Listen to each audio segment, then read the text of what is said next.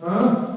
So there's fewer pensions there. Doc, what did you say? Well, I just said that I think the kind of balance of years data that we did. Right. Okay, so fears weren't dealt with properly.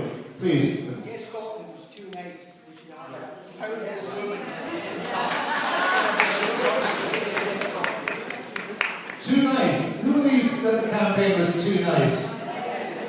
Oh, right. The others that were too horrible. Oh, sorry, that's a better point. This lady here says it's the others who were too horrible. Sorry. The demographics of 52% of Scotland's population is women. A woman should have been in charge of Yes Scotland next to Dennis Cannon. A woman should have been in charge of Yes Scotland. That's it. Now, we've got a whole range of good things here. Bad things, but interestingly, almost every one of those bad things can be changed. So, anybody else want to make a contribution before we go to the good things? I'll take this gentleman here. Well, I'm kind of not consulting the people, the grassroots, about policies, i.e. currency, NATO, euro, etc. Right, okay. You're telling us what Right. you're talking or telling us what to want. Right. We need to tell you what to Okay. want. Okay. So, let me put this back to you. What do you want to do on the currency? Well, currency. Leaving the UK, let's have a room currency. Okay. What do you want to do on NATO. NATO? Once we get independence, we'll decide if we're getting Okay. Once Okay. we get to Europe, once we get independence, we'll decide if Okay. we get to Europe. Not you tell us. Okay. Just to be entirely fair, the white paper was always billed as being the SNP government's view, not the view of the Yes campaign. Was that too confusing? Yes. Was it? I think that might be an issue that we can learn from then, how to do that. Right. Dave. We've been drawn into finding fault in our other campaign, which I think was brilliant. Yeah. Okay. We're using the myths of the other side of the currency and so on. And nobody who's really deeply worried about it. Well, I just think it's fair if you're in a gathering like this with nothing to hide. This is being, as we know, this is being broadcast on the internet. There's nothing to hide. If people have genuine, if we don't say it, who should say it? I think that's a fair point. Right? Well, I think it's a fair point. Jennifer. This is actually a post-campaign observation. When I read it in the head that where Jennifer's salary was quite eye-opening, I felt some of that could be used more in that Okay, that's useful. I'm good. I'm not good. We're going to go positive in a moment. So I'm just going to finish right here. Please. The issue of the little blue book came far too late in the campaign. Right. Okay. And over here. I felt the Yes campaign underestimated and didn't focus on the older voter. And some of the meetings I attended, one or two people said that older voters will have a link with the United Kingdom, that they will feel hard for them to break that link and to vote yes. And I think we underestimated. And did we underestimate the older voter? Yes. I really agree with that, because I remember canvassing in Park afternoon one night and meeting an awful lot of voters who I suppose I could characterise as not having the internet, reading the Daily Mail, often living on their own, who had not been touched positively by the campaign. Did you all meet those people? Yes. All right, well that's what we need to change. So, sorry, I'm just going to take Robert at the end, and this gentleman here, and then we're going to stop. Robert.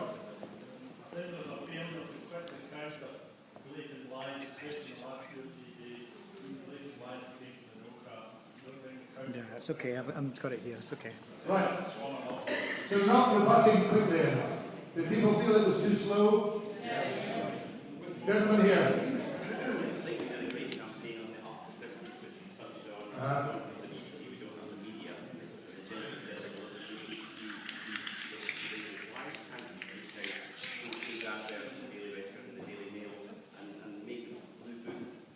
Okay. More of that to be done. Okay, now, sorry, I'm going to move now to positives, right? These are all negatives that can be positive, But now we want to think about positive. And again, the slips are coming along. The one thing that you feel really positive about, the one thing that you want to shout from the rooftops about this campaign and how we move forward, okay? And I'll take a different group of people when I do this. So when we come to that, slips of paper are coming, fill them in. We'll give you 5 minutes now, be faster this time.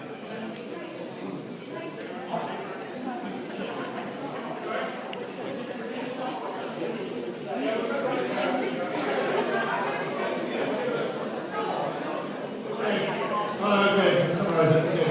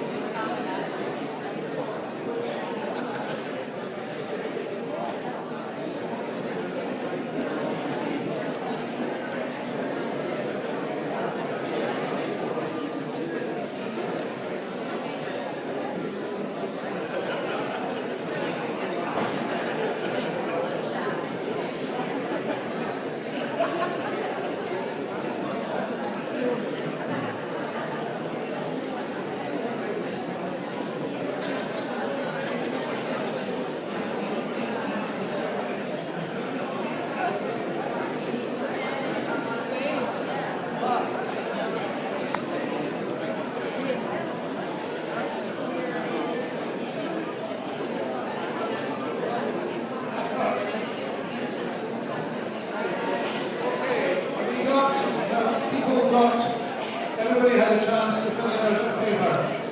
Now, I've been told that I need to summarise what people say because you can't hear them across the hall. So 2 things. One is, can you speak a wee bit louder? The second, I'll try as hard as I can to summarise when somebody makes a point. Now, we're going for positives now. We're going for the really good things, the things that people need to do. Somebody's got their hand up already at the back. Right, on you go.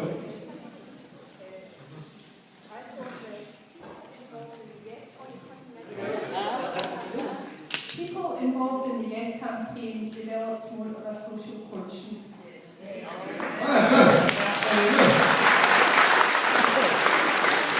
Who agrees with that? Put your hands up. So everybody's social conscience is now developed. Good, that's what we need. Right, another positive over here somewhere, this end.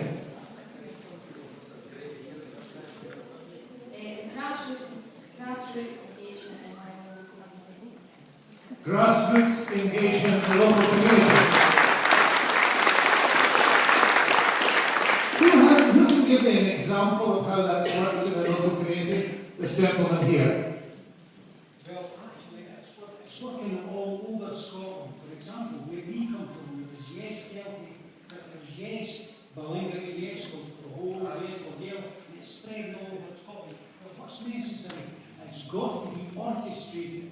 And there are hundreds of different sort of campaigns starting on Facebook. It's almost like the Arab Spring, but we have to orchestrate it under some sort of foreign leadership.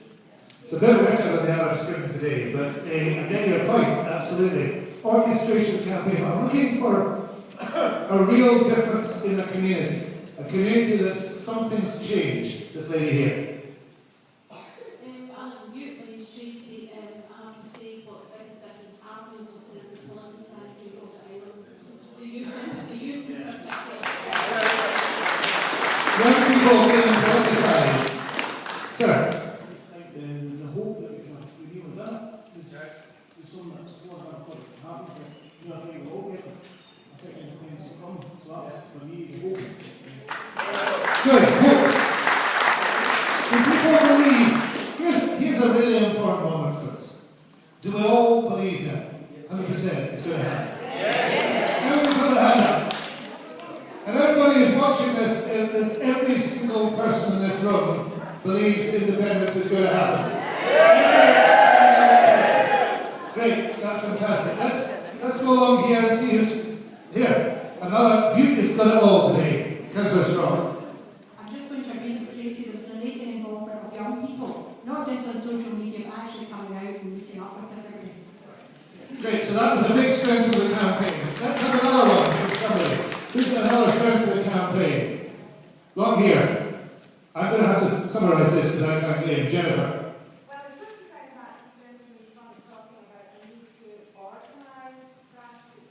I actually kind of disagree with that. I think the way that the grassroots work together with the political parties, with the umbrella organisations and Yes Campaign is what gave it its absolute strength. Okay, good. So it's keeping the grassroots going, but working with the political parties. Is that going to make a difference? Okay, now let's try. Oh, here's Ayla, who's going to tell us something. I really feel that we could have more coordination between the central authorities and grassroots. Okay, we need more coordination. I'm looking for single, really good things out of the campaign. Who's got a stunning thought that we haven't thought of? I know I've had a stunning thought. It's bound to be you, Mary. I don't think it's a stunning thought. I think it's more, it's the friendships. It's a meeting of people that you've probably never met before, from all walks of life and everything else. It's a friendship. Good. Right. Never having been political, I think the SNP have had a fantastic campaign, and I and all my family will join your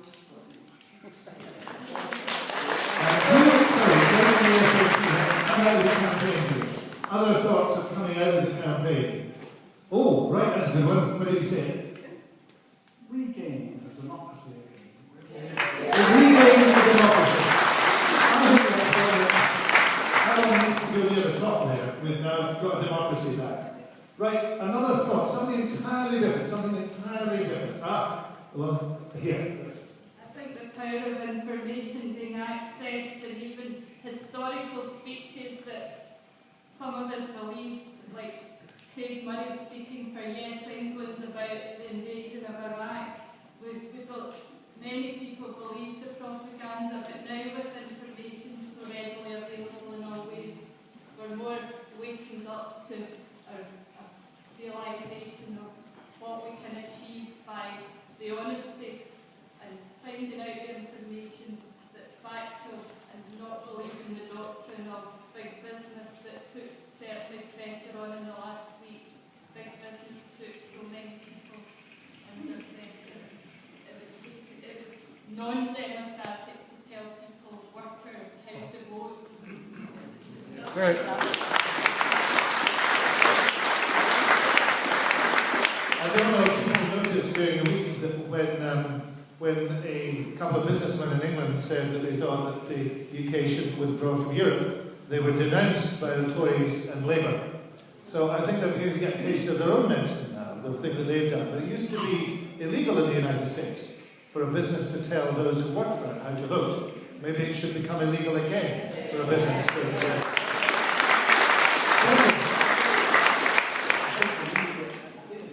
The independence campaign, for the first time ever, has become a mass movement. You know, if anyone who was in George Square on the eve of all, there are thousands and thousands of people who have never been politicised before. They're part there, they're leading this movement, I think that, for me, is the most remarkable thing. I absolutely agree with the gentleman over there who said about it's a new democracy. We are seeing a new democracy. We're in uncharted territory for Scottish politics, and I think it's absolutely wonderful. Okay, that's good. What we need to do is to chart that territory, because that's the next task that we've got. The task that we can do today is to say, what should we do next? Whether it be in Oban, whether it be in Bute, whether it be right across Argyll, whether it be in Dunoon, whether it be right across Scotland. So that's the task that we need to do. So I think what we should try and devote our time to for the next hour, hour and a half, before we pull it together, is to get contributions about what's next. Now this could go all over the place. We could get involved in all sorts of discussions. So let's start it off with one simple thought. Are any of you stopping or going away? No. I didn't hear that. No. So if nobody's stopping or going away, what is the next step? Now I'm happy to take lots of contributions to this, but we'll need to draw it together into some actions, because what I would like to happen today is by the end of this, that we all felt we had something to do. Yeah, I'm going to take you just a second. Someone's trying to watch on live stream and they can't hear anybody else. Okay, well, we'll just have to try and cope as best we can with the white live stream. They're doing their best. Right, now, have you got a contribution to make about what we do next? Right, now we're going to try and get a microphone to people for that. So we'll just wait for people to get a microphone, and then you're our starter to see where we start. Hello, my name's James, and I think we should become involved in protest politics. I think it's all very well talking about getting rid of crowd, but I think we should be going more proactive and turning other places like Glasgow. A couple of years ago, there was the Glasgow 365 campaign, where people attended 365 days a year. We should be doing things like that, and when fracking becomes an issue, we should be going along with the fracking side, so becoming active and several destinations have been made in the art. Okay. Now what we're going to do is we're going to get each of these written down one by one, and then we're going to come back to them. Now, we're going to take them strictly in order. Next one is there, Colin. Next one I'll take at the end, there. If we just keep your hands up, and we'll try and get round there. Colin. Ladies and gentlemen, I'm a long-time SNP member, and I spent yesterday looking back at general election results for the last 7 general elections in this county, in this constituency, and the SNP vote averaged only in the region of about 7,800. The way forward is the spirit of this room. The way forward is the spirit of this room today. It's as clear to me as the view out of that window. We must put a unified independence candidate up for the residents of the election.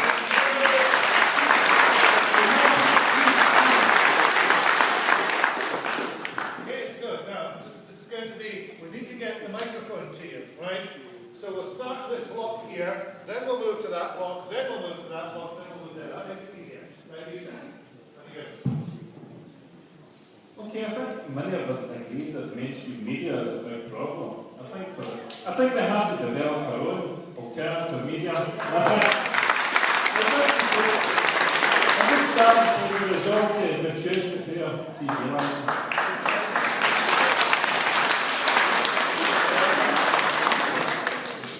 I've been watching a lot of information on Facebook, and I have also joined a lot of no campaign groups.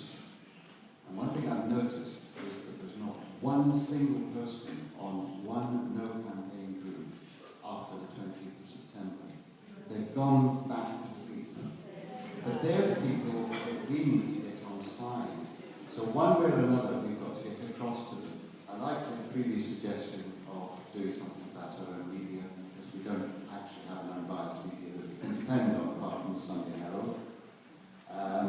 We also need a well-organised press office, working for the Yes campaign, not ostensibly for the SNP. My apologies, but part of the thing was okay.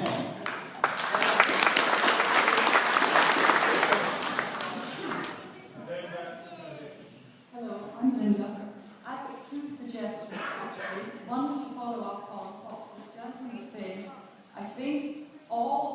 internet presence needs to have a focus again.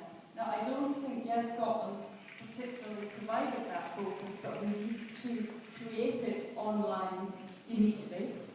Secondly, we really need to think about how we are going to access the older people in society who do not have access to the internet. And I don't have the answer to that, by the way, but we really have to think, and we have to think in the next few months.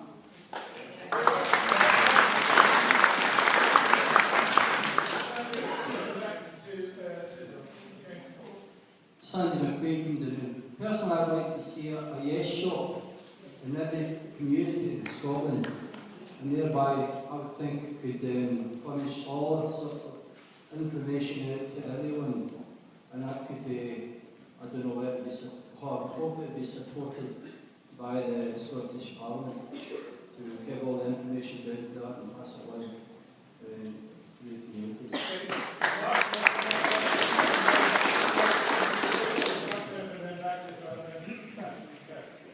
Good afternoon, my name is Mark. I think all of us here believe that independence will come.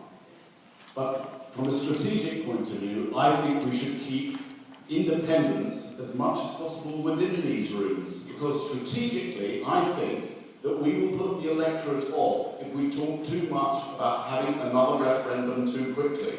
We've got the general election coming up, we've got the European referendum coming up, and we've got a Scottish election coming up. I think we will see, if we're not careful, we will see elector exhaustion if we're not careful.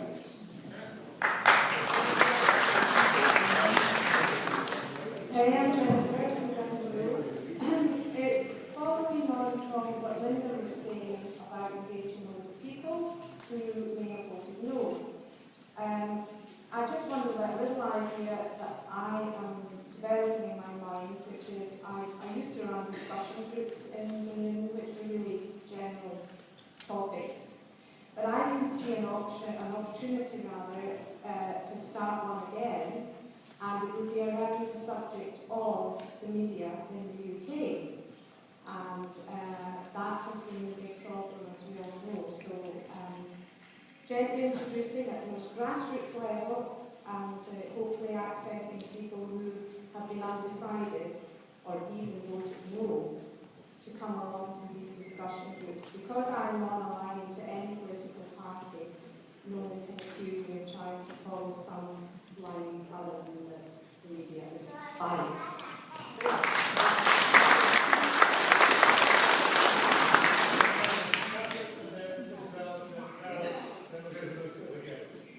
Catherine from Ella. I've been asked to ask how we'll coordinate our input to the Smith Commission initiative. How will we get people to that? Myself, I'm more concerned about double taxation. Always talk about extra powers. What I want to see is collecting our own tax and paying for services rendered. And that would render the Barnett formula irrelevant. Thank you, Catherine. I'm going to say a word or two about the Smith Commission at the end, and what people can do, because I think it's important we keep talking about what we can do in Argyll at this stage. So we'll take Isabel and then Carol. I think we do need to look at what work James the Smith Commission. I'm from the Isle of Bute, and Lord Smith has a house on Bute, so I can go and see him. But we do need to coordinate that, because maybe if everyone puts in submissions, there isn't enough time for every individual submission to be considered.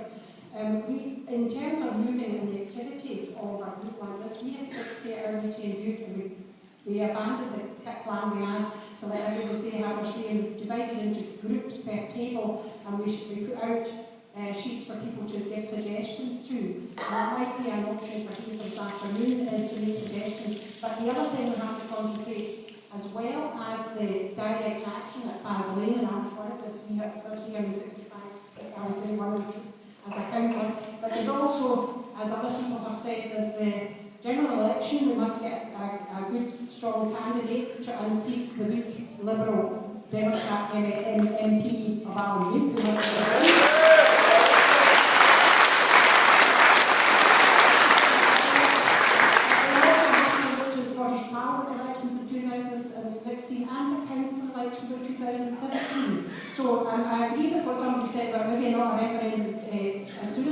because we will have electric fatigue if we're not careful. I think that must be the largest round of applause that Honoree's ever had. Fantastic. He'll be delighted to know he's getting one. Okay, can I just say about writing things down? We're writing down every suggestion that's made that people speak, and then at the very end we're going to distribute these post-it notes again for one suggestion from everybody about what they do next, and we'll finish with that. And we'll look at some of those, but we are writing everything down at the present moment. Carol, I think, and then we're moving on to this block. Carol Queen, talking about the media letting us down, etc., and talking about the yes shop, I found that having a yes shop in Glunter made me feel more able to go into the street or on a bus and talk about what was happening in the Yes campaign. And I think a lot of people became more confident the more they talked about it. I think now we have to become our own media. We have to carry that confidence on and talk to every opportunity you get, whether it's somebody in the bus, somebody in the shop queue, no matter where. Bring up the subject of independence in there and what we think Scotland can do, and build our self-respect so that the next time it's a no-brainer. We're going to be independent, and that's all there is to it. Thank you, Carol. Now, this block, people who want to put their hands up, please, who want to speak. I will get microphone along here. We'll start with the gentleman at the end here. Hello there, my name's John from Lochgilphead. It worries me that Jack Straw is trying to come up with some plan that he's going to meet the union forever, and he's talking about the referendums in the future. And I think the SNP should, in this Smith Commission, should insist there's always a way we can, if the focus goes on one referendum, there's always the option to have it, rather than let them try and ban us in the future. Very good point, thank you. Very good. Over here. Hello, Tracy Guy from you. As you know, a significant proportion of the elderly electorate let us down in the referendum, and they've been rewarded by the Tories by the significant reduction in the weekly pension. A third of pension credit is not applied for by elderly people. I wonder if we, as a collective group of people, could find an inroad to these folks by helping them financially and eradicating poverty. Good point, very good point. Gentleman there at the back, and then we'll move on here, okay? I'm just trying to do this as systematically as I can, and just get the real one, okay? The lady over there touched on the point briefly, but question was if perhaps the campaign had gone to sleep after the referendum. There's one way to wake them up with the general election coming up, and I think we should concentrate on the eradication of every single unionist party in Scotland.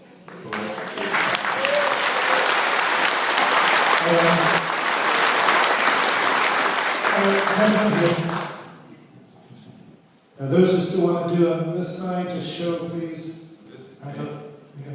Sorry, this is Ken from Buckraw.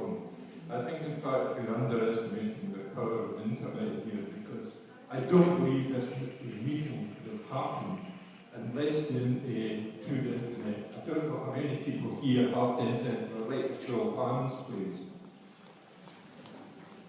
Well, it's obviously much more than we thought. But I think, in fact, we're seeing this all over the world. I think the Arab Spring is actually because of the internet. But what worries me more than anything else is the internet will actually show what people want, but do they actually change anything? You can see what's happening in Syria, you can see what's happened in Libya. What is going to happen in Scotland? That's what I'm worried about. Are we still going to have an elite that's going to actually run things, and we are going to be sitting just typing out things on the internet in the future? I think we need to do something more positive than that. Please, I go. I'm Renee from Butte, and I think that we should guard against complacency. There's a large number of people who registered to vote for the first time in this election, and I don't think the no campaign are going away. I think they're going underground with their fear and be more insidious, and we've already seen it with poll tax threats. there's a lot of vulnerable people out there who were scared into voting no. A lot of them didn't, but we don't want them to go back again. We don't want them to go off the electoral again. And one of the things we should think about with yes cafes, etc., and using our third sector to continue supporting vulnerable people and continue the dialogue with them so that we stay involved and don't get put back into their boxes.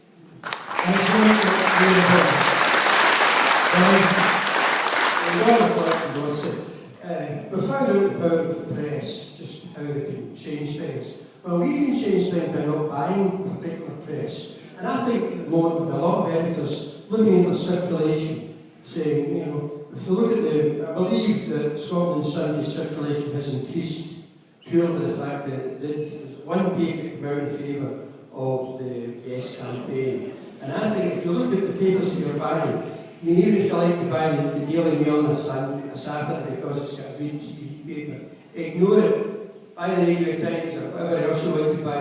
The papers that are out, particularly viciously against us, should be ignored. And if the circulation drops, then the editors will soon change it too. Over this side, who's going to these first one? Yeah. My name's Brenda, and I would like to agree with these two people who have said that yes, shops and or cafes should be opened in every town in order to provide a focus for information and discussion for anyone who wants it. Other ideas that I've had are holding more public meetings, not just meetings like this, but meetings for the public in general, so that the independence movement is kept in the public eye. And thirdly, I think that we need to go more on the attack against, first of all, the truly undemocratic nature of the Westminster government, and the truly appalling fact that 3 of the countries in the United Kingdom did not vote for this government. And secondly, we really need to attack some of their really appalling policies, for example, in relation to welfare reform, and also the latest idea about transferring the Human Rights Court from Europe to London, which I think would really undermine the rights of British people to an enormous extent.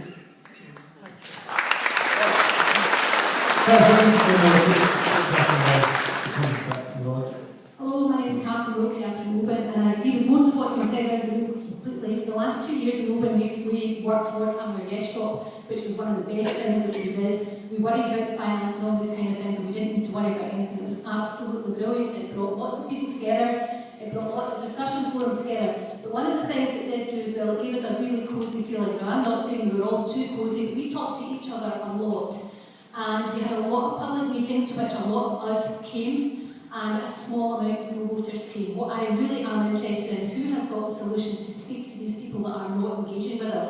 And I'm not talking about the socially disengaged, I'm talking about people who are politically disengaged. How do we get them in? We tried to run several meetings, for example, a church meeting, that kind of thing, which was meeting people up in the over 70s. That's who it was looking at. They still didn't come. How do we do this? We need to have some kind of cafe methodology that maybe is not so blatantly yes.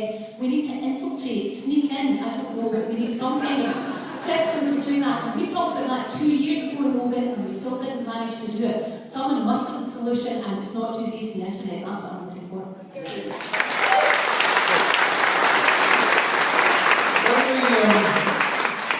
When we talk, it's quite important, when we talk about those who are over 60 or over 70 as a group, it's not a homogenous group. There are people here over 60 or over 70 who voted yes. And also, when a campaign doesn't win, it doesn't win for reasons of its own, which it has to judge. It's not anybody's fault who voted the other way. So we just have to be careful not to blame people, but we've got to find, and I absolutely agree, Catherine, we've got to find the solution to contacting and changing the views, particularly of the older part of society, who disproportionately voted no, without a doubt. Donald, perhaps at the find.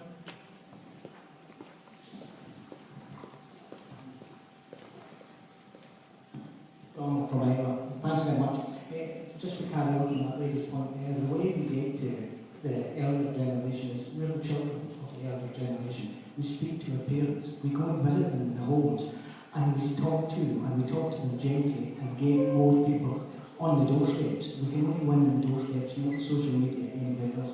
We don't have the media behind us. We have to be on people's doorsteps, gently, persuasive, with cafes and things like that. The other important thing is going forward as a group of people. We need a name quickly for Argyll or whatever it is. And also, very critically, we need public liability insurance for umbrella organisations that we're going to go forward. Thank you. Useful. Thank you very much. Donald.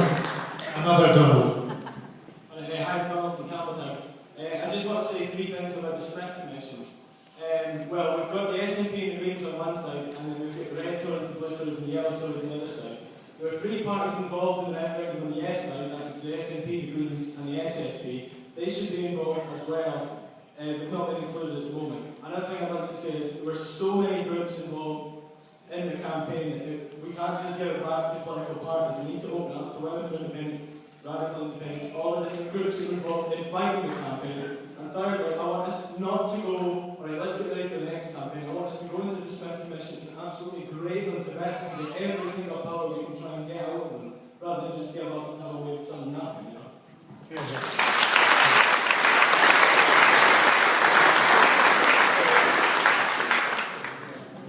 Thanks very much. I'm a tourist. I don't live in Argyll, so forgive me for touring down today from Glasgow to witness this great event. I'm concerned, however, that a friend over here's comment made earlier was perhaps lost, supported and then lost, and that was a unified approach for the general election, because that's a means that will encourage people to support and be effective. Otherwise, the political parties, I don't have the faith in the Smith Commission. I think it will be a fudge and it will be lost in history. And the only way to support that, the effectiveness of that commission, is for a unified approach. And if Scotland were to send 59 yes MPs to Westminster, do you know what? A yes representative could be the Deputy Prime Minister.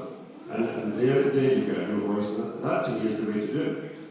Use the timescale, use the 6 or 8 months that we have until May, and use that effectively and keep momentum going. But I'm just concerned that that point made right at the beginning was never going to be lost. It's a very good point.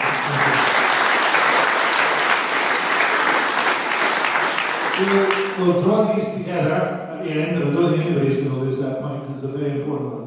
More here, and the people over there can start to think about their questions. Please, here, Michael. Yep. Sorry. Microphone there. Hi, it's James. Actually, I'm such a good accent. Sorry. James from Campbelltown. I'm really following on from that last point.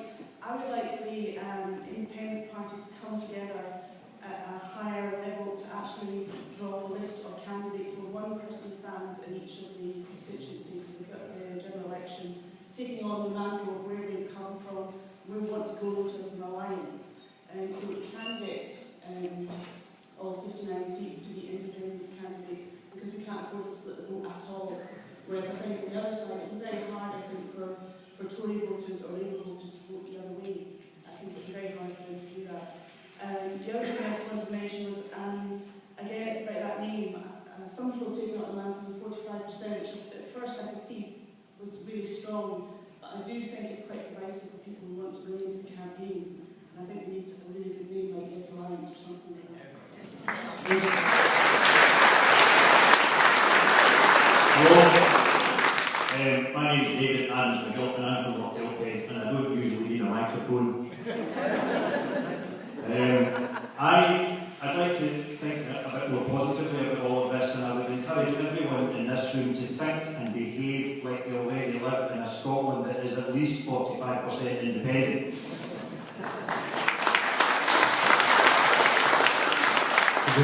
Right. We'll take Ian. And then Ken. Good afternoon. My name is Ian Klein and I'm from Oban. I think we maybe need to turn some of the tools that were used against us back to the other side. And in terms of media, I think we could do that by trying to take STV over. How do you do that? We could crowdfund. If all those who voted for independence contributed just less than £1 a week, we could buy half the company,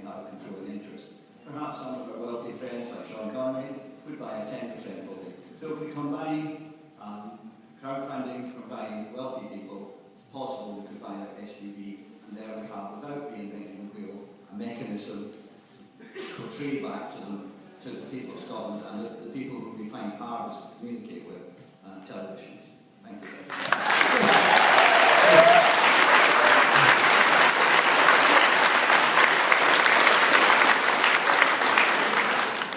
My name is Ben McCall. I'm from Open. I'm over 70 and I did vote yes. Honestly.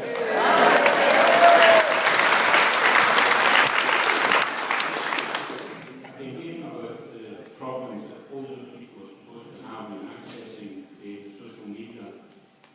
Why don't the young folks, and there are folk here from Campbellton, tell their mum or their granny, it's not that difficult. I can do it, anyone else can.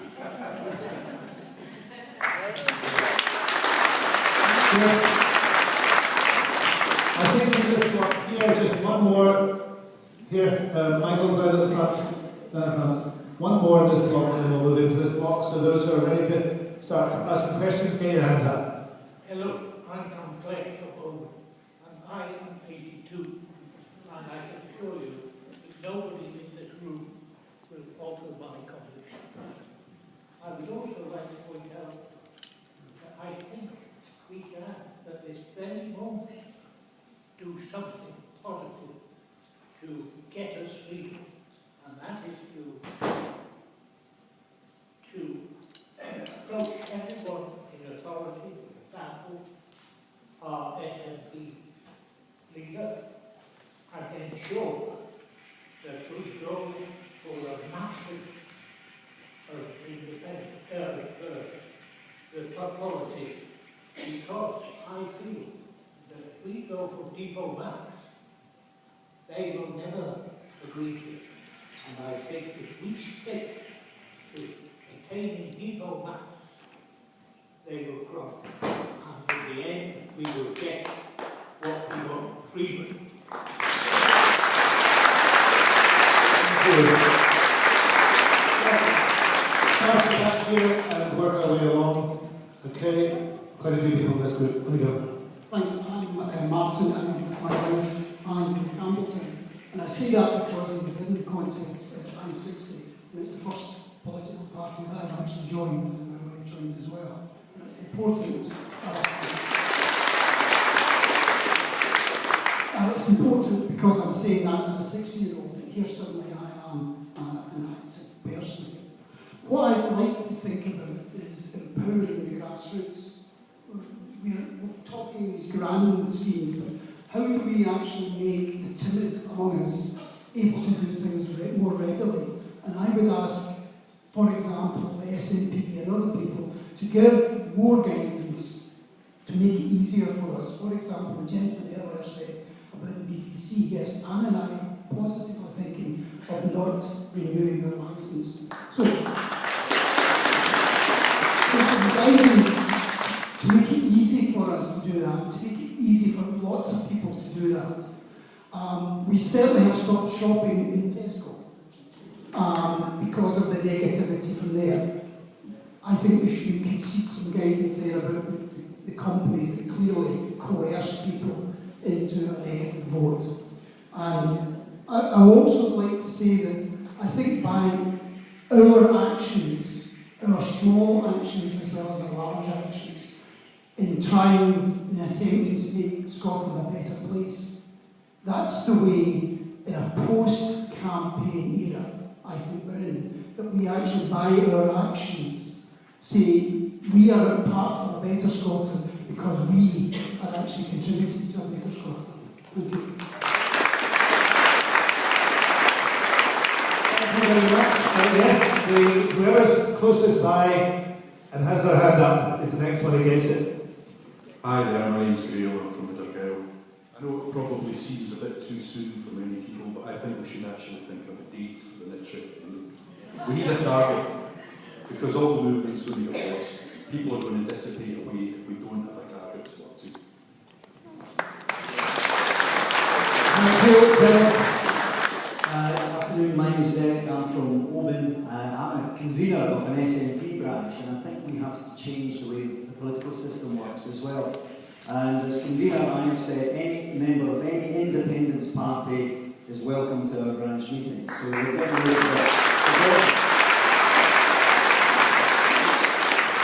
there's two parts. There's the grassroots to the Yes campaign, and there's the political sphere. The political sphere, I think, is the point of the spear. And they've taken us to the point of independence. But we have followed. We, the grassroots, are now pushing. And it's the grassroots that's really, really important in this debate. And I think there's a danger. The problem about coming last is everybody said what you were going to say. There's a danger that we dissipate the energy. So we have to create that, maintain that energy that is so strong in this country. And one way to do that is focus on the information that converted each and every one of us to the cause of independence. We need to create opportunities for other people to see that information and convert them. Let them make the choice. Create the environment for them to convert to independence cause in an easy way. Cafes, brilliant idea. The Common Rule Foundation is wanting to start hubs. Well, we are executive committee in the Yes campaign in Oban want to develop a hub in Oban. It's all about giving information and creating that information. While the political campaigns must break down their barriers, political parties must work together to ensure that we remove every unionist MP from the land of Scotland forever. Thank you. Next. We've got the microphone. Good. My name's Steve. Carry on from what Ian McLean said, that it was the mainstream media that really tipped the balance in the referendum against us. And the idea of taking over STV is a very valid point. I think although there's a temptation as well to start newspapers and start independent television companies, etc., we have to tackle the mainstream media head on, and maybe think of things like taking out full-page ads every so often in papers like the Daily Record that people are reading, holding the government to account, showing the contrast of what is actually happening in the country now and what they could have had if they'd gone for independence. What I think they failed to do during the referendum was call out a lot of the lies.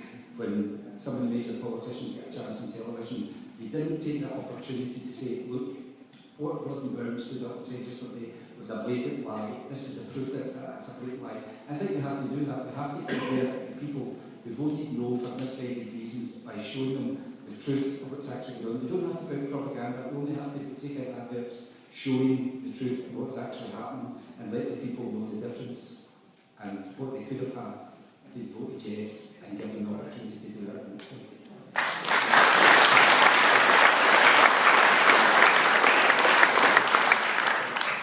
Hello, my name is Helen. I'm actually from Falkirk, but I'm staying in Argyll now, and I'd like to say that I've never seen such a wonderful group of people, and the work they've done in the elections was fantastic. The point I was wanting to take up was the lady that spoke about the splinter groups and keeping together as an alliance party.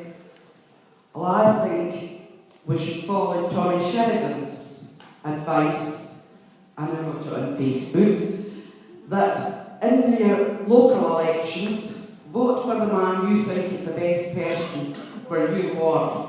But in the general elections, stick together. Vote for the SNP. Now that's coming from a man that's the Scottish Socialist Party. So I think we should all stick together. Thank you. We're going to this way then, and go. Please, here. Hi. Just a couple of practical ideas, really. One thing that was mentioned was the press that's against us. One small thing we can open is plenty of us here. Now and again, write to your local paper, highlight one of the issues that people are not being told about, you know, and maybe that demographic that we're missing could be reading that. And another thing we could do as a Yes Alliance is be a positive force in our local communities and maybe organise like beach cleans or things like that. But as a Yes Alliance to show that we're a force for good.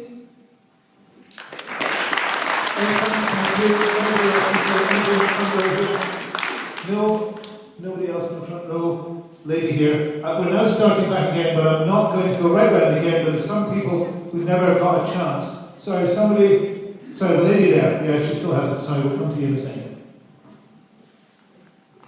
Well, it's Anne from Campbelltown again. One of the things that I found a bit difficult was to forgive people that voted no. And I think we have to kind of move on from that. And actually, some of the people that were duped by the big companies, there were people like that, but I truly believe that some people chose to believe what they wanted to believe, to have them and us society and a less equal society. And I think, we have to try and infiltrate the doctrine that is involved in that. And I would like to echo the comments again of thank you to all the people that really awakened a great feeling of a better Scotland, all the people that worked tirelessly for Yes Scotland and all the other groups, and I really appreciate them. Thank you.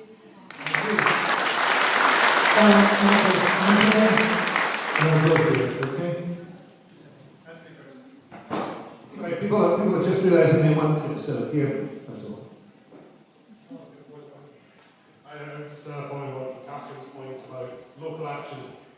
Apologies to those from Dunoon who've heard this point already, but it reminds me of a story that was told by a friend of mine in the United States, and she's a great supporter of the Democrats. And she tells the story of how the Republican Party rebounded after the Clinton era, and what they did, and perhaps we can follow their example in this only, was that they looked to their communities, and every post that came up, be it kind of dog warden to district attorney, the Republican would go for it. And bit by bit, they took over the political sphere of the United States.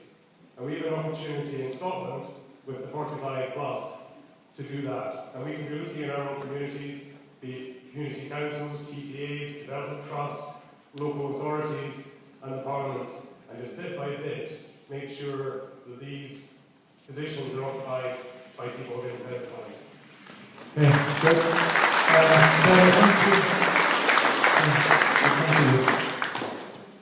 just would like to say that we should remember as well about the young people who voted, about 16, 18, because in the future, few years, and they will be in adult life, they will have mortgages, they will have a jobs, and we don't want to lose them. So I think we should, because they're usually not coming for coffee mornings, so maybe we should find some idea to keep them and to make them be proud of Scotland and know history and be proud of voting. So thank you. Thank you.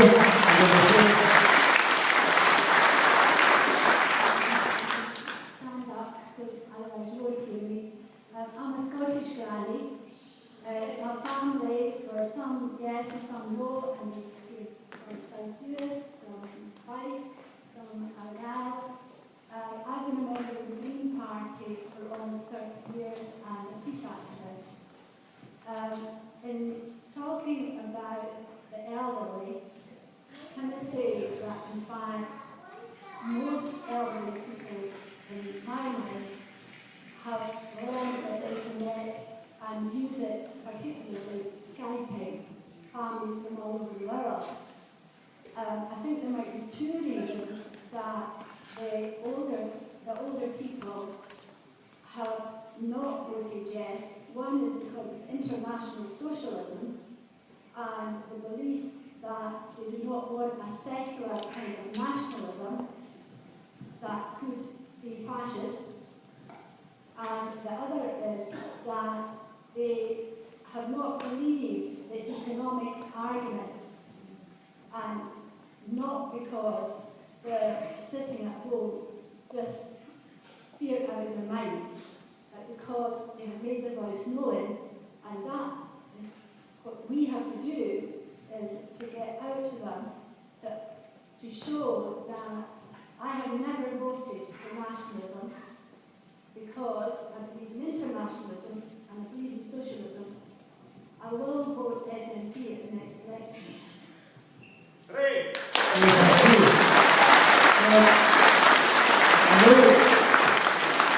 I know there are people who are now decided that they do want to say something, so I'm going to do a very quick round, a couple in each block only, because time is getting on, and then we need to draw this together. So there's two, have to be people who haven't spoken. I'm sorry, sir, there's a lady at the back there, she hasn't spoken. Is there anybody else who hasn't spoken? Lady at the end there, there's two there. Two here who haven't spoken, we'll take a second. I wanted just to mention the power of being a Trojan mouse. I think we've talked a lot about getting together, taking over STB and all those kinds of things, but the very power of having a conversation with people. To share one particular story, I'm connected with a group of people who have mild learning disabilities. One of these ladies has never felt able to speak up and express her own thoughts and her own opinions. She's quite influenced by her family. She chose to do something completely different to the thoughts that her family had, and she voted for the first time in this election. Not only did she vote for the first time in this election, but she voted yes, which was also against the family's general thoughts and things. And the reason why she did that was because she had access to information that was accessible, that she could understand, and that made sense to her. She was sort of supported to make that decision, not by people that were ramming their own opinions down her throat, but by people who took the time and showed compassion to help her understand what was written. And that was ordinary men and women who were able to do that. Thanks very much. Olivia at the far end there. Then the gentleman here. And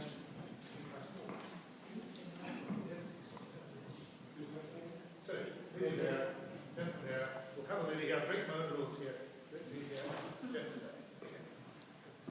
Okay, I'd just like to remember how Scotland has not been the only place that's been inspired by this campaign. People from south of the border in the rest of the UK, people from all around the world have been watching this campaign, and there is this hope that people can actually make a difference. And what I'd like to see is some way of developing this movement in the form of citizen democracy, to use methods like people's assemblies. There are ways that were used in Iceland when people were just picked at random to develop a constitution, thank you. And a way of doing that is inclusive of everyone. So whilst I think, yes, I want to keep independence in mind, I think the important thing is, okay, we didn't win this election. Where do we go from now? What is important? What is important to all of us? And how can we still make this change? And do it by bringing people together.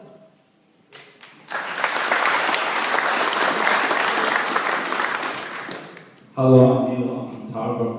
I just wanted to say, well, first of all, congratulations to all you people who are in the rush of enjoying the SNP and other political parties. On behalf of the 44%, or the other 1.5 million people who are not joining the parties, I think when we get to the point of the Westminster elections when we're going to fill all the seats, I think, yes, you need a common slate. And that common slate has to be seen by the Scottish people, not just be a slate of the SNP, but a slate of the Yes Alliance campaign. There have to be people from other parties included in it. Otherwise, we will just be seen to be the SNP, and some people aren't the SNP. Also, on behalf of the quite a few, 1.5 million, they've just come through the same catharsis as you, of suddenly it was no. And quite a few of them are out there and they're alone, and it's quite depressing. And it's really important at this point that we reach those people and don't let them become disconnected, because it can be quite dangerous for them. Thank you.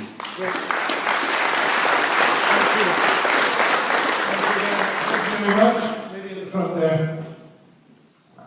Just a couple of points. One, when you're on the doorstep, it's harder to have a proper conversation with people. I think actually sitting down and having a cup of tea is a much better way. But the other point is this whole idea of an alliance. I think it has to be representative of the range of views and not just one party. And I don't understand why, if you join one party, you're only allowed to join one. What kind of stupid rule is that? If you believe in parts or whatever it's all of, and then why can't you join more than one? Because actually there's a range of views across the political parties that were aligned, and I think we need to nurture that.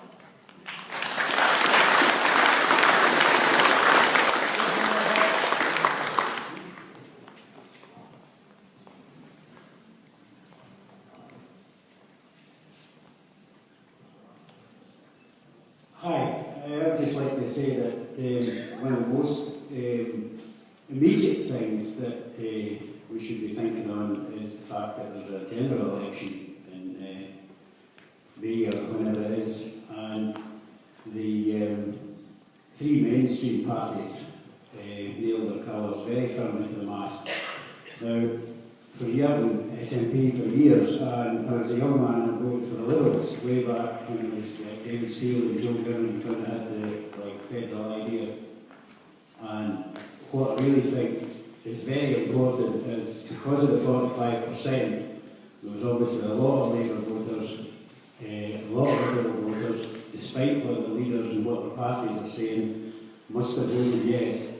So the next time we come along, although it might be against their gut feelings, they really must vote and go SNP, Green, or whatever, or Tommy Sheridan's party, and basically really speak to the mainstream parties, because there's a lot of people within that 45% who've obviously voted yes and wouldn't be voting for these SNPs and Greens and so on. We must all try and gently sort of remind these people when it comes round, because memory might fade in 6 months' time, and the ballot box is really what it's all about. And the more that we really shout at the next one how disaffected and disappointed we were, I think that would be a really positive thing. Thanks.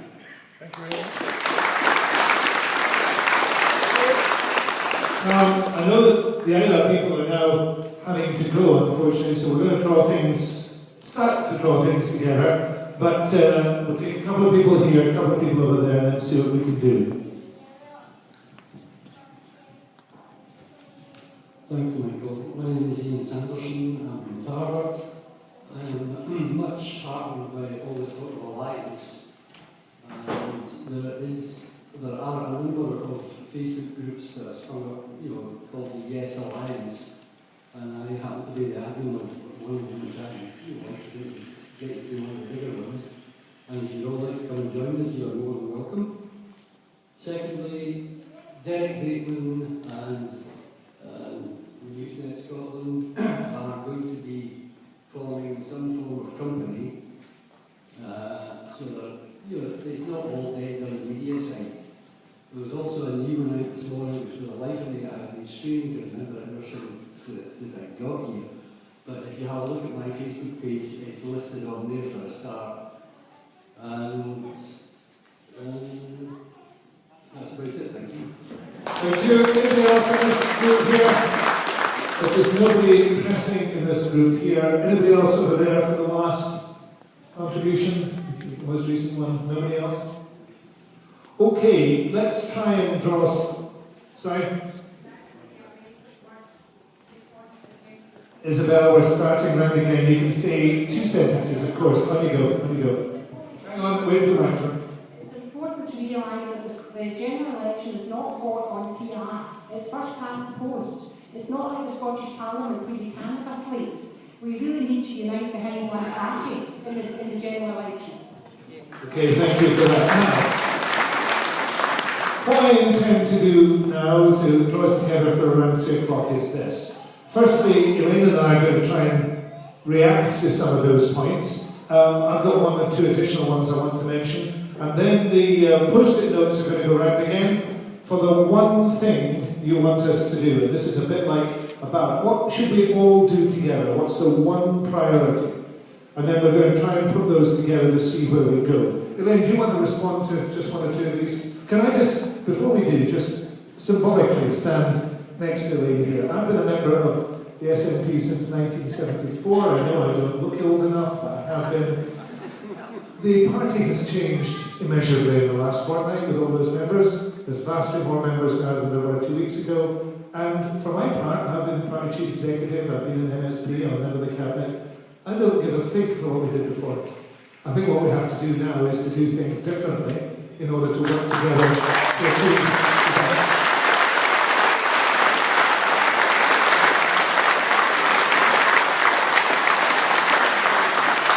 I don't think I can anybody can commit the SNP, that's a matter for discussion and debate.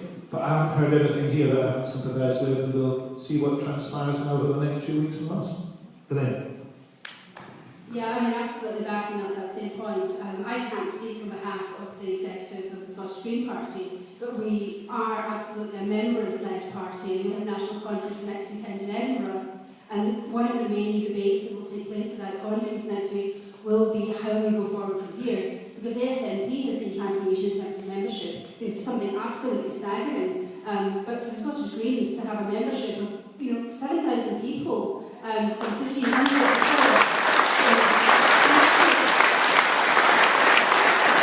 completely changes the game for all of us. We can't go back to the way we did things in the past. The SNP can't.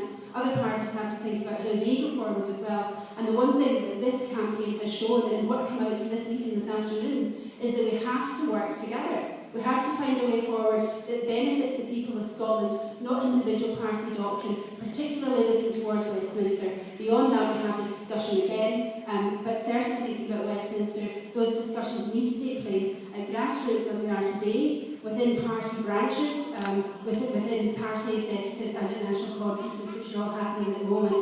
So I'm very heartened by what I've heard this afternoon. It's incredibly encouraging, and how we then use the space that we've got in the lead up to Westminster to be creative, to think about how we tackle difficult places like Argyll and Bute, which are incredibly difficult for parties like the SNP and the Greens. How can we actually unseat Alan Reid, and how can we ensure that he is not backfilled by the Tories? Because that's the real risk. Argyll and Bute is a target seat for the Tories. We've got to make sure that that is not backfilled, and we need to work together, perhaps putting aside differences on some things to ensure that we do not have a unionist party representing us in Argyll and Bute.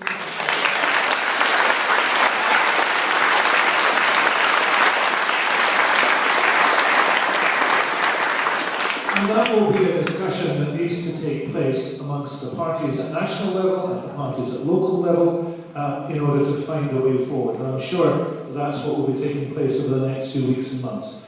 Can I react to a couple of things that I've heard and add one thing into the list? And then we're going to ask people to say what primarily they would like to do over the next few weeks and months. We haven't said thank you yet to the people of Argyll and Bute. I think it's basic good manners to say thank you when people have voted, and indeed, I have to say in Argyll and Bute, with the exception of Helensburgh, not that I'm resenting Helensburgh in any way, but Argyll and Bute, with the exception of Helensburgh, voted yes. I've no doubt about it.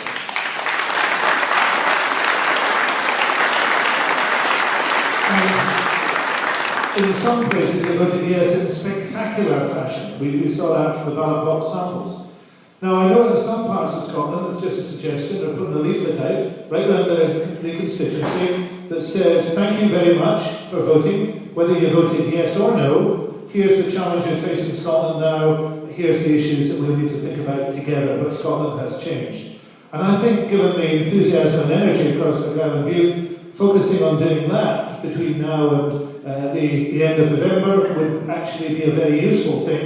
It would also mean that we would all work together, because we wouldn't work in our silos, we'd work in the yes structures, and I think we managed to put something important across. But that's just a suggestion that we might take forward from this meeting and decide to do. Now, I think, could we get the pads out again and the pens?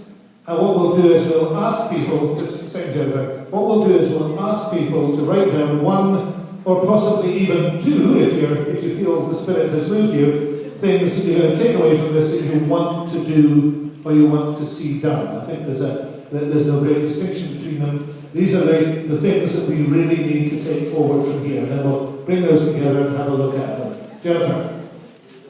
I would like to take this opportunity to express my deepest thanks to you and the whole of the SNP party, because without all those years, those decades of sticking to your dream of an independent Scotland, not one of us would be in this meeting today.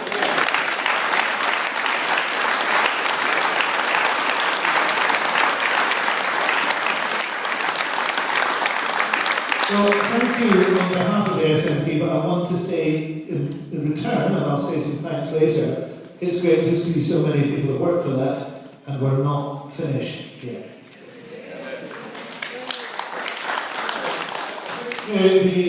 The pads are now going out. Is everybody getting them? We'll get them to you as quickly as we can. The one or two things that you really want to see done.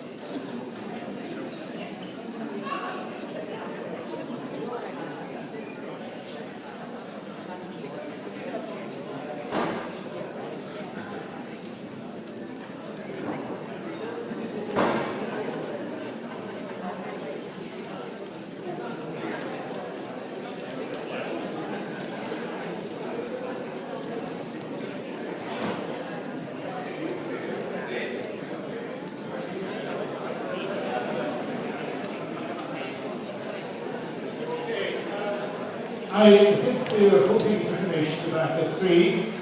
I know that some of you have just joined political parties, which welcome. Others, hardened political party goers or trade unionists are used to going to demonstrations, and they get a rebate at the end to the police of how many people were there. It's usually wildly inaccurate. If you look at this meeting, the police would say there were 15 people here. I just want to give you the official figure for who turned out today. We may not have caught everybody, because some people seem in the end, but we've registered 253 people here today.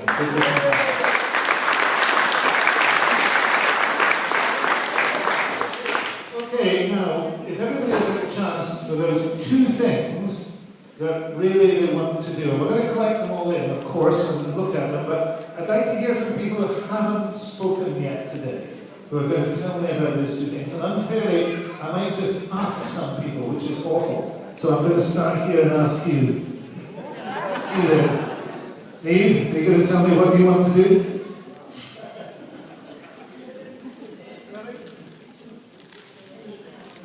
A yes campaign. Who agrees with that? Right, we're going to have a yes campaign. So, people that haven't spoken, it's always I'm sorry about that. Sorry about that. I'll come back to you before the end. Think more about it. Right, anybody here who hasn't spoken yet who wants to tell me what...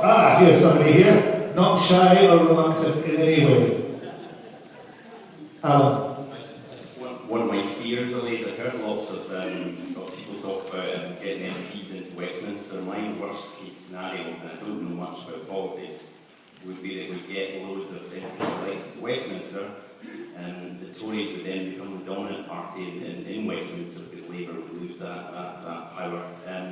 And then they would pass legislation to make sure that none of this ever happens again. So that's the kind of worst case scenario. I just want someone to stroke my head and say, don't worry, it's not going to happen. Well, metaphorically, I'll stroke your head and say it's not going to happen. I think there's a number of reasons why that isn't going to happen. Even if the arithmetic let it happen, it would be impossible to ignore 50 MPs in those circumstances. You would have de facto split already. So I don't think that's going to happen at all. So can I stroke your head? Good, excellent. And we can continue to talk about it, okay? Right, anybody else who wants to say a positive thing? Remember, we're going for the things that we need to do. On you go, sir. This isn't something that particularly I'll be doing next, but it's something I'd like to see happen over the next few months and years to come. And that is for there to be a more open debate about some of the big issues which came up during the campaign. I mean, one example for me is the whole issue about the oil fund and the future of Scotland oil. And personally, I have concerns about that because I've got concerns about climate change. So I think we need to address kind of issues like that, issues like currency, issues about how we reform our pensions and banking system, etc., etc. So I'd like to see there be a more open debate about those kind of issues, which didn't really take place during the campaign, and we all got behind the white paper effectively. Okay, I think we want to make sure, that point was raised at the very beginning, I think we want to make sure that the process of discussing what our independent Scotland looks like and the policies that are pursued is a much more open and inclusive one, and I think we all agree with that. But what I'm really looking for are the actions we're going to take out of here today. Here's this lady who's going to direct us into those actions. It's more a case of directing away from actions. I'm very concerned about the legal lax proposal. To me, one of the fundamentals of the Yes campaign is getting rid of Trident and therefore releasing a lot of revenue which would help to fund our welfare system in general, a more equitable society. I think that that's not going to happen under legal max. I think that the Westminster government will give tax raising powers and let us do what we like with welfare. If we want to do what we would like to do with welfare, we're going to have to put taxation up, and therefore we'll be set up to fail. I don't disagree with you, but we have to be very straight with people about what independence can achieve, and without independence you can't achieve it. And one of the most important things is ridding Scotland of weapons of mass destruction. You need to be a sovereign state to do that. Now, you know, the consequences of not voting for independence have to be brought home to people as well. And that is a consequence of not voting for independence. That means why we have to vote for independence. So I'll take your point now. I am really hoping to end this on positive action.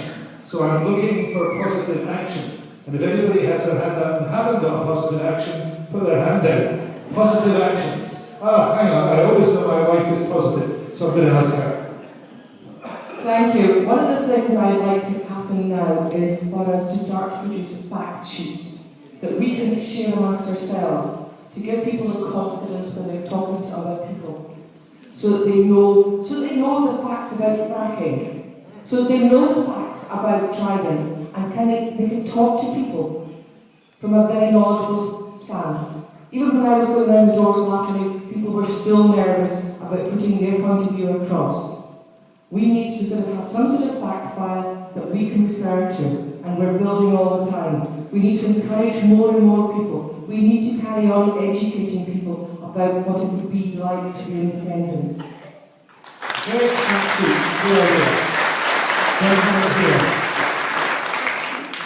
I just wanted to say, I think that the people of Scotland should get more used to voting more frequently, not less frequently. I think we've been talking about voter fatigue, but I think we need to get more used to taking control back in our own hands. And one thing I noticed that would be quite useful would be a petition button on the snp.org.uk website, so that if there is an issue that we need to get the opinion of the vast majority of people who have access to that sort of technology, then they can just click on a button on the SNP website and make a petition. Good idea, that's a very interesting idea. The Constitution, the making of a Constitution, which would include, as the lady talked about constitutions, initiative referenda, you know, actually citizens being able to initiate change, is something that's been much talked about. Again, you can't do it without a written constitution, but it's a very important point. Thank you. Lily here. Hi, just I like the idea that the leaflet's going out. I'd just like to add to that that we really need to add them into foreign national languages like Polish, Latvian, Indian, whatever, because I think a lot of these people don't feel that they've got a right to have a voice here, and I think that's really wrong, that they need to be encouraged to understand that they've got a very strong voice in this country. Okay, so you think we should do the leaflet? You think we should do the leaflet and we should make it available in other languages? Okay, that's very helpful. Lady at the back here, and then people who haven't spoken, yes, at the back there. Hi there. Yeah, I was just looking to say, really, there's a lot of talk about contacting older generations who didn't vote in favour of independence, but also I would just say, really positive thing to do would be to continue to engage the younger voters, the people who, for the first time ever, had the chance to vote and were really, really inspired by it, and also the ones who actually decided not to vote. Who I met people who weren't taking their chance to vote. I think it's a huge, huge deal to get the young ones out and involved in it, because let's face it, they are the future of Scotland, genuinely. Thank you. Fantastic. Yes, please, thank you. Just getting the microphone, and then Kirsty's getting the microphone. Hello, Martin Hill from Butte. I did work for SNP in the 60s. And I think what we need now is one badge that we all recognise each other. A symbolic badge all over the country so that we know who we are. Thank you. Okay, good point. Kirsty. I think you asked that we come up with things that we would personally do. I'm going to personally find as many people as I can who will stand for council, whether that's a local community council or for Argyll and Butte, and that might include myself, and I think we should all try and engage in politics even at that level, because it's important for us to do it. Great. Microphone coming down to you, okay.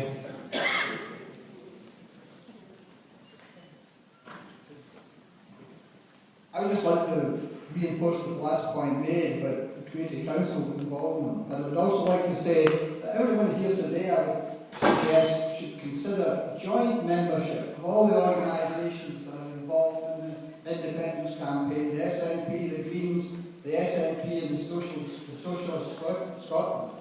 But as far as grassroots involvement is concerned, I think there should be a good deal more involvement in such things as community councils and other local organisations that are not at present as well informed as they might be about the independence debate. Thank you. Anybody else?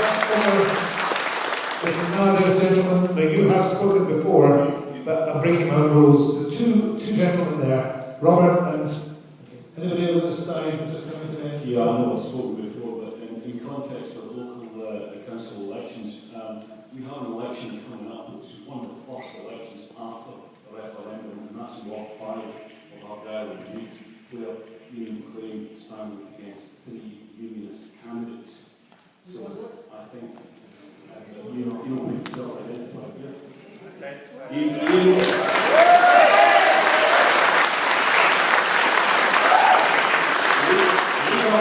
In a couple of weeks to put an independent supporting candidate into council in Ward 5 in Argyll and Butte. It's open and not long, I believe.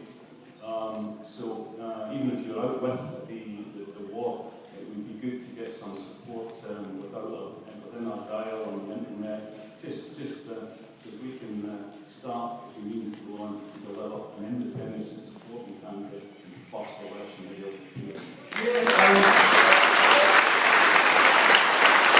It is quite important. It's a very important point. The local election will be held by a single transferable vote, which means, it's happened before, that those who are opposed to a candidate that supports independence can gang up during the vote and eliminate that candidate. It happened actually in the last by-election. So we do need a very strong campaign to get Ian elected. All help is welcome. Derek Prince-Well there will be happy to speak to anybody at the end who's willing to give up even an evening or a bit of time to distribute leaflets or to take part and support Ian. But it would, the Labour Party hope to win that ward. One, their candidate is somebody who, in this very hall on the election night, was running around doing the Tories bidding. I noticed him doing it all the time. And I think it would be excellent if we could get him defeated and he in return. So if you can help, talk to Derek, please, as soon as you can. Right, other ones. Robert. Can I add to what the gentleman, the previous speaker said? It's not switched on. Okay. We also in South Kintyre will be having an election between now, for the council, between now and mid-December. We are in the process of choosing a candidate at the moment and getting a candidate through the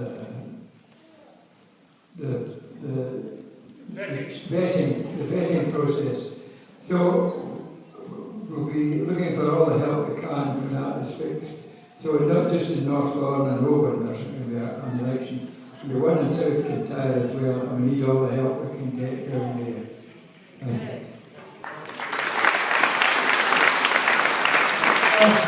Can we just begin to draw this together? Robert, are you still got something to say? Just to say that unity that is displayed today is what we maintain. That's some personal sacrifice that everybody, I suppose, mine has been a total ban on bags of soup and turnips carried.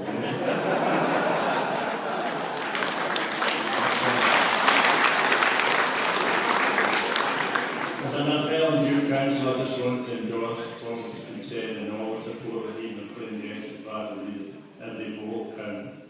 Thank you.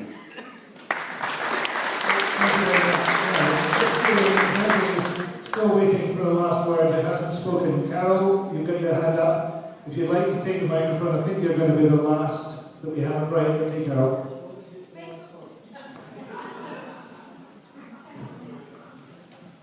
I know I've spoken before, but I think an umbrella of things said about having a badge that we could all see and recognise. It doesn't have to be a great big clearing badge. And the yes shops, I think it's really, really important that we have a yes shop. And Kathleen's suggestion of leaflets is really one of the best ones yet. I mean, in downtown Abbey Town, they used to drop leaflets around doors, and that was how they got people who couldn't afford newspapers and things to read. Well, we don't want to buy the newspapers, but we can put out all this stuff on leaflets and just stick it through doors. We've all locked the doors, we can still do it again. And talking to people, and I think yes shops, talking to people, leaflets are the best way forward. Thank you very much. I wanted to say a word or two that I've forgotten, but I haven't forgotten now. You want to say a word or two? Thanks, Michael. Just occurs to me there's 4 mics here. There's another one of them, and that mic, and that mic. So I should say thanks to the 4 mics for this afternoon. I was elected in May 2012 as an independent councillor for Oban North and Lawn, and at that time I thought being an independent councillor I could represent the best needs of my community. I've been a community councillor, I was just thinking, probably for 20 years now, 1994 or something. And I got elected on an agenda for change based on empowering communities. And I was full of high hopes. Being elected, I was hugely humbled. I think I've learned more in the last 3 years than I learned in the first 30 years of my life. And I now find myself completely unsurprisable about anything and knowing probably not a lot about everything, in fact. The point I'd like to make is that I joined the SNP a couple of weeks ago because I realised that being an independent councillor, we're all rushing about independent councillors promoting our own individual ideas. And I really joined, honestly, to support my community and to get my community to tell me what I wanted them to have, what kind of services. And the problem in Argyll, I think, and it's a thing I've been saying to a few folk, is that we need some sort of unity and strength. There's been a lot of talk about, you know, do we go as SNP, do we go as an alliance, do we go as the Green Party, you know. Whatever we end up doing, I think we have to do it together, and we have to do it for our communities. There is a disconnect, a huge disconnect between the grassroots communities and our politicians. Politicians, I mean community councillors, and I speak as a long-time community councillor, they exasperate me. We tend to form ourselves into little professional, middle-class, retired cliques. We're not really reflecting the proper needs of our communities. Local councillors, you know, are they really reflecting the needs of their community? Is it all about dog fouling and litter and that sort of thing? I think there are some more important things about elderly care and you know, poverty and stuff like that. And at the higher level, when we look at MSPs and, you know, we listen to First Minister's question time, is that really relevant to grassroots issues? I mean, you know, my team's better than your team. Is that really what it's about? I think we need to get honest and we need to look at ways to disconnect. Finally, I would just like to wish Ian Stuart McLean all the best. I'll support him as much as I can. If he joins, if he gets elected, and I'm pretty sure he will make a formidable contribution to the interesting politicking that's going on. Excuse my words, to be careful with that. That's going on Argyll. I'm very upbeat and very positive, so let's just go for it enthusiastically. Thank you very much.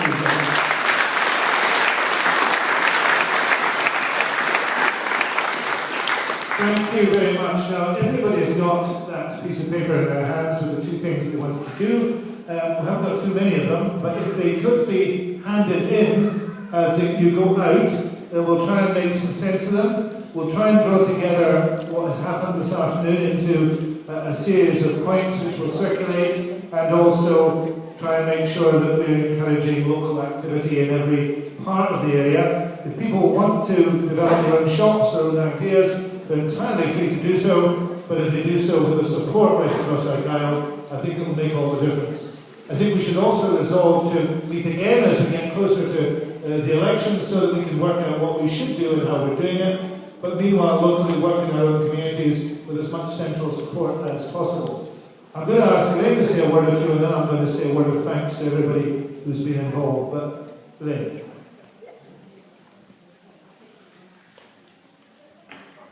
Yeah, I mean, I think that there will be discussions that take place at national party level. There is the political party side of things that we can't necessarily shape here in this room today. And those discussions will take place and there'll be disagreements, and then parties will come to some kind of decision on how they take things forward. But for me, the most important thing is ensuring that all of us in this room, and those who aren't in this room that we need to engage with, are engaged with and continue to engage with one another going forwards. We need to think about how we organise, we need to ensure what kind of messages we want to out. We need to look at a participatory process for agreeing local priorities in Argyll and Bute and within our own communities within Argyll and Bute. None of us can claim to advocate or speak on behalf of any of our communities. We need our communities to speak for themselves, and we need to find processes for doing that. And we'll have to also link in with other groups. The Commonweal group is looking at a whole range of different things. Women for Independence have proposals. We need to look at drawing everyone together, the full range of interests, and finding a way of making each of those things best reflect what affects people in our communities, because what we can do is talk to our neighbours and talk to our families and work at that absolute grassroots level and keep doing that. But we do need to have some kind of steer on how we go about that process. So we can't leave here just now knowing how we're going to be transformative in Argyll and Bute, but we need to work together and find a way of developing mechanisms. And by having meetings like this where we all come together is incredibly useful, but we do also have to think quite pragmatically. As I said earlier, someone said about giving people things that they can do now, things they can go away with. And I think the first thing we can go away with today is to talk to someone and say, I was at this, yes meeting up in Lochgilphead on Sunday, and it was brilliant. There were 254 people in the room who were talking on a common cause, common agenda, and thinking positively about how we can improve society here in Argyll and in Scotland. And that's the first thing we can do, is to continue being positive about the benefits of working collaboratively, about working towards independence. And someone shut me up, which is probably a good thing. Okay, cheers.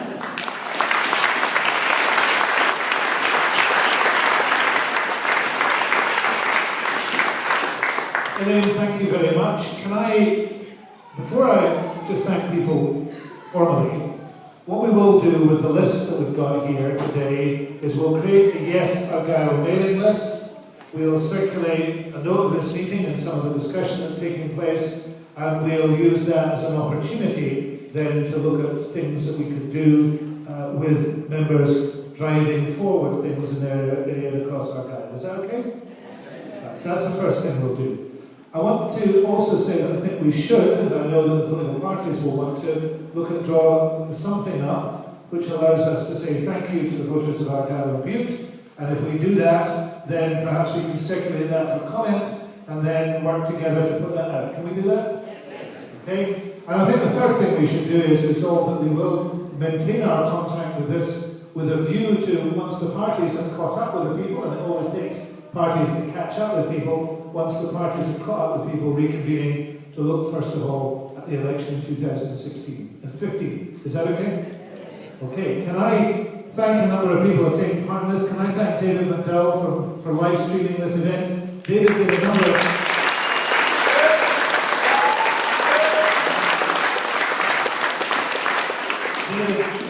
number of guest events during the campaign, but he is best known for his Argentinian website, which if you don't know Argentinian, don't know the website, go home and look at it.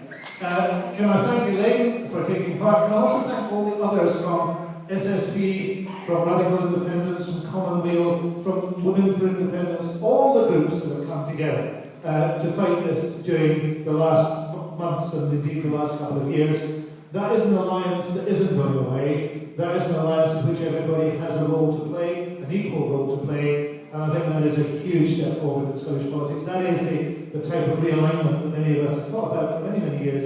It's wonderful to see it taking place now. Thirdly, can I thank everybody who brought the donations for the Campbellton Food Bank. It was brought in today. The donations are there and will be making their way to Campbellton. And finally, thank you to everybody in this room. Not just for today, which has been immensely stimulating, immensely interesting, immensely exciting, but thank each and every one of you for the role that you played during the campaign. I had a ball, I have to say, going from place to place in this wonderful, diverse constituency, being in Mull, being in Argyll, being in Kintyre, being in Cowell, being in Bute, being in Oban, and I leave mentioning Oban to the last because Oban was absolutely inspirational, and the work of the Yes Shop. Everybody was fantastic. But on polling day, I got a false view of Scotland. It's a view that's coming, it's a view whose time is coming, but in Oban I had not the slightest doubt that Oban was voting yes in spades, and that's what actually happened. So we can win this, we will win this. The road ahead is a little less clear, a little rockier than it seemed on the 17th and 18th of September. But I have absolutely no doubt that Scotland will be independent, and the people in this room are the people who will drive Argyll to independence. We should congratulate each other and never give up, because the dream is not dead. Thank you.